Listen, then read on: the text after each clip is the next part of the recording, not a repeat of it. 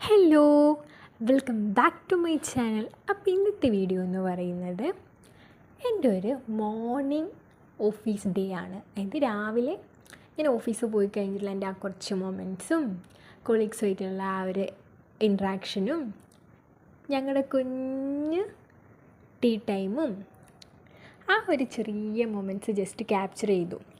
അപ്പം 2026 സ്റ്റാർട്ട് ചെയ്ത സമയത്ത് ഒരുപാട് പേര് ഈ മാനിഫെസ്റ്റേഷനും കാര്യങ്ങളും എല്ലാം ചെയ്തിട്ടുണ്ട്. അതുപോലെ ഞാനും ചെയ്തിട്ടുണ്ടായിരുന്നു കേട്ടോ എൻ്റെ ഒരു മാനിഫെസ്റ്റേഷൻ.